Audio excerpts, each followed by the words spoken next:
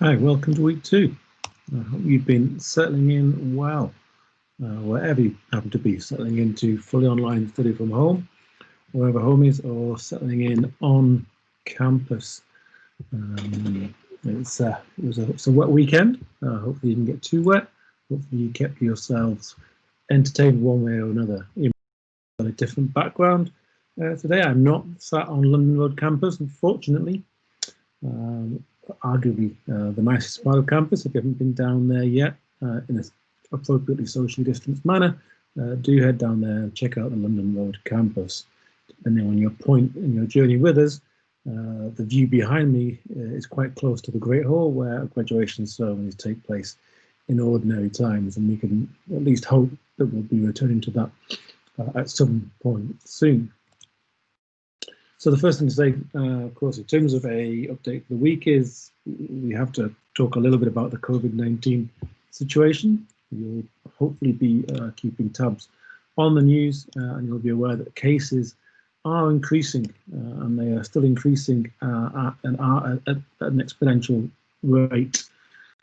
You can look at this one way or another, but if you really quickly with the data scales, but if you take the logs of the cases, so for example, I will just quickly share a picture of the government website, if I can find it.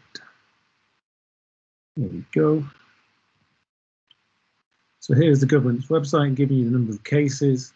This is increasing at an exponential rate. This is by the actual day of the specimen, so days being the weekend, not too much reported.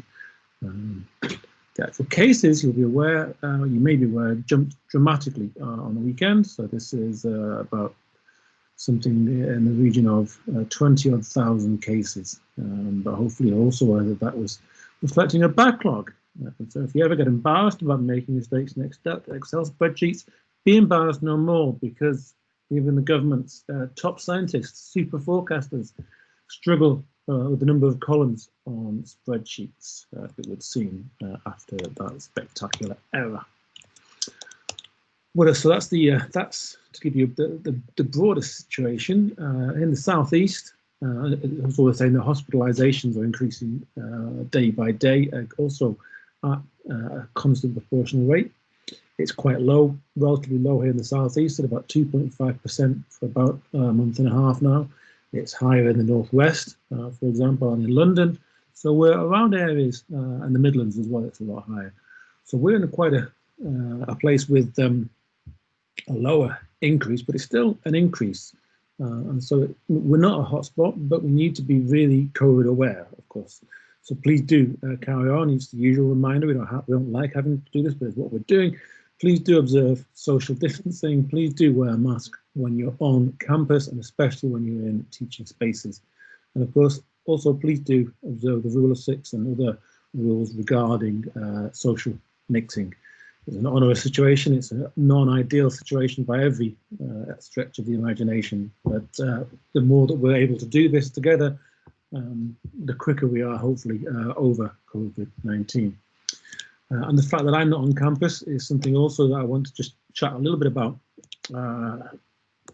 because it's worth emphasizing that I will be working from home more often than not. Most staff will be working from home than not. I'm going to email in the week about a system whereby you can book us. Hopefully your academic tutor and your module conveners have given you information on how you can get in touch with us.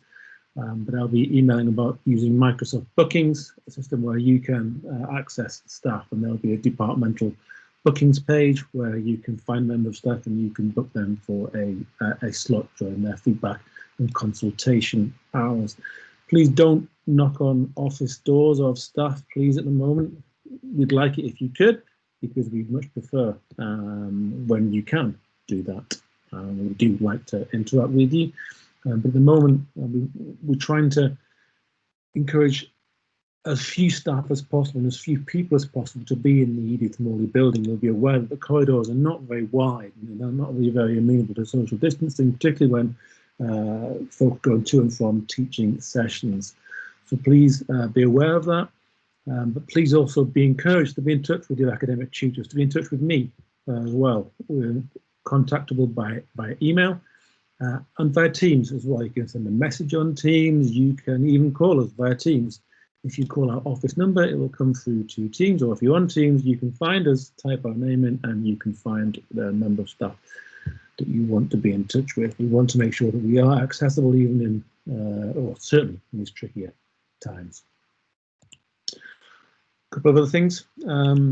Conversations, really good to chat with a bunch of you on conversations last Wednesday, 11 till 12. We're going to run that again this week. We'll talk about COVID-19 and the economy, the extent to which it's a trade-off, the extent to which government policy has to step into the situation here, and therefore, what does that mean for things like the government's deficit? All sorts of important questions. Please do come along at 10. We'll be on Teams. You can chat by the chat window. You can say things, and it's a really great chance to just think about these kinds of topical situations from the perspective of an economist. And as I've said before, if you're studying just one module with us, you are an economist, and you're more than welcome to come along.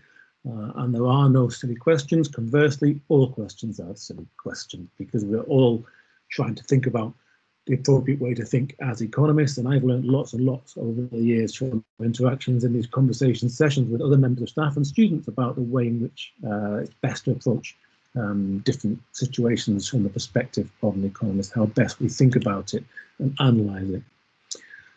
Following week, we're going to have a session a little bit like what last week was, where you can come and you can talk about what your experience has been so far. We're really keen to hear from you.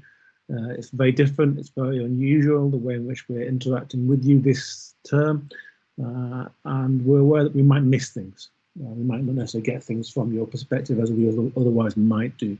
The next, not this Wednesday, but the following Wednesday will be a chance to have a bit more of a chat about how things are going, how you're finding things, whatever year you happen to be in.